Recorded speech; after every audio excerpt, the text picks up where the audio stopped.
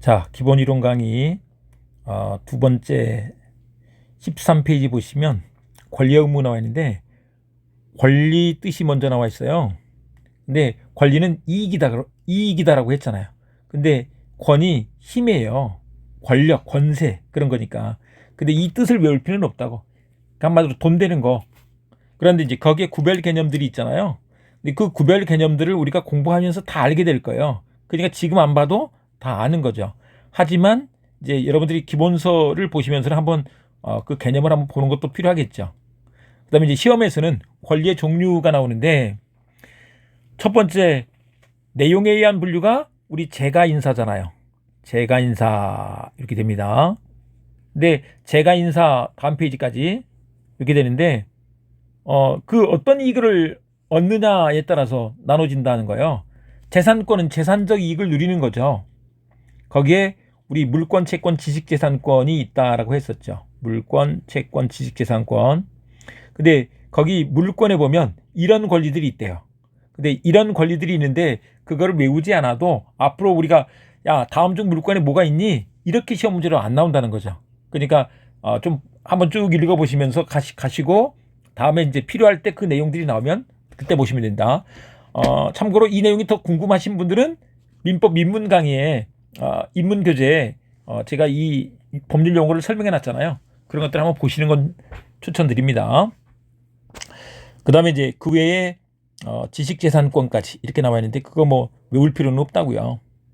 그 다음에 이제 가족권은 가족관계에서 생기는 것들인데 친족권, 상속권 이런 것들이 있고 인격권, 한마디로 인격적 이익을 누리는 것들이에요. 근데 이것들 뭐 쭉 이렇게 해놨는데 우리 인격과 관련되어 있는 것들 뭐 프라이버시까지 다 이런 것들을 포함해서 하는 얘기들이죠.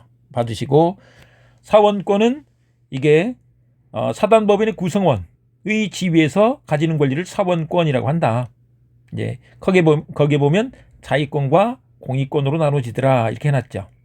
해두시고 그다음에 이제 작용에 의한 분류가 나와 있는데 여기에는 지청형항이 있죠. 지배권, 청구권, 형성권, 그다음에 항변권이 됩니다.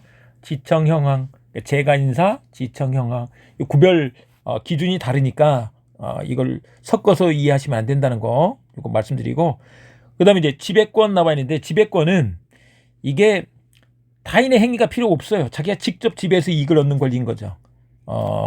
그런 점에서 이게 청구권과 구별된다. 청구권과 구별되는 것인데 대표적인 게 물권이에요. 소유권 같은 거 생각해 보시면 되고 다른 것들도 있죠. 근데 이건 뭐 외운다기보다 나중에 쭉 공부하다 보면 그냥 알게 되는 것들이에요. 그다음에 이제 청구권이 있는데 청구할 수 있는 권리죠. 그래서 결국 의무자가 거기에 따라서 이행을 해야지만이 이익이 생기는 것들 만족을 얻을 수 있는 권리가 청구권이에요.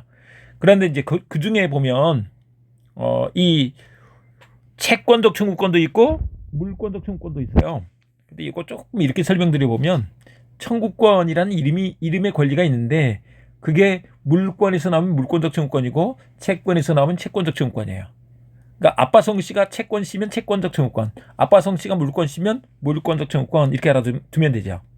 근데 매매 계약에 따라서 매수인한테는 그 X라는 물건을 샀으니까 나한테 넘겨달라고 하는 채권이 생기는데 거기에 따라서 등기 넘겨주세요 하는 등기 청구권이 생긴다는 거예요. 근데 그 채권으로부터 생겼잖아요. 채권적 청구권이다 이렇게 되는 거죠. 근데 이것도 나중에 소멸시효편에 가시면 더 자세히 나오니까 그때 좀 더 하시면 되겠습니다. 그 다음에 이제 형성권은 그냥 형성시키는 권리인데 보통은 의사표시만 있으면 돼요. 그리고 이런 것들이 형성권이다 이런 것들은 뭐 동의권, 취소권, 주인권, 상계권, 뭐 해제 해지권, 예약 완결권 이런 것들 나오는데 이런 것들은 우리 민법 전체를 공부하면 다 알게 되기 때문에 여기서 외울 필요는 없다고요. 그다음에 이제 법원의 판결이 있어야만 되는 것이 있죠. 판결로 하는 것이 채권자 취소권인데 이 채권자 취소권은 우리 채권법에 가면 채권자 취소권을 또 한 문제로 따로 공부를 해요. 그렇기 때문에 매우 중요하죠. 그러니까 여기서 몰라도 나중에 채권자 취소권이 판결이 있어야만 돼. 이건 다 안다는 거죠. 그래서 근데 어쨌거나 중요하다. 한번 들어봐 주시고 그 다음에 이제 그 밑에 한 편 이하에 나와 있는 것들이 이런 거예요. 이름은 청구권 이렇게 돼 있는데 바로 청구를 했더니 그렇게 돼버리는 것들이 있어. 그런 것이 형성권이 되는 거죠. 이름은 청구권이지만 형성권인 것들이 있다. 대표적으로 우리 지료증감청권, 지상물배지원권, 부속물배지원권 이런 것들이에요. 또 뭐 차임증감청권, 증감 청구를 했더니 증액 또는 감액의 효과가 생겨. 매수 청구를 했더니 바로 매수가 이루어져 버리잖아요. 그래서 형성권이다는 것입니다. 근데 이것들도 마찬가지로 앞으로 우리 채권법까지 공부하시면 이 제도를 공부를 하기 때문에 이게 형성권인 걸 다 알게 돼요.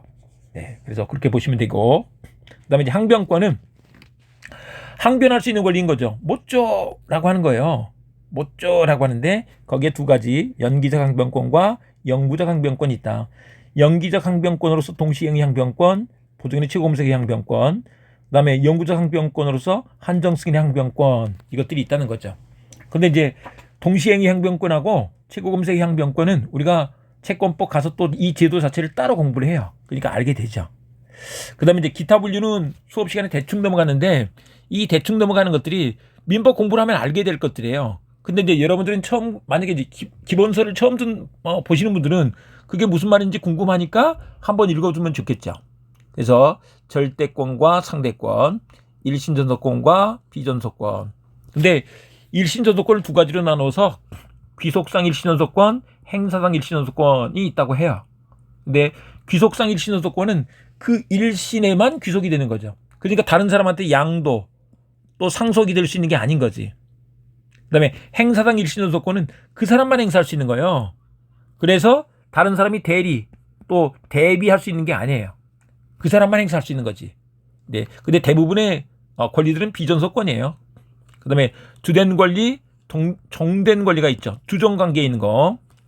그런 것으로 원본 채권, 이자 채권, 채권과 질권저당권, 담보물권, 또 주채권과 보증인에 대한 채권, 이런 것들이 주종 관계에 있다는 것이죠. 주종 관계, 우리 수업 시간에 설명드린 것들 생각하시면 되겠고, 그 외에 기성의 권리와 기대권이 있는데 이런 것들은 앞으로 공부하시면서 아시게 될 것이다 이 말입니다. 네, 여기까지 하시고 다음 시간에는 신의 성실의 원칙, 신의 측에 대해서 공부해 보도록 하겠습니다.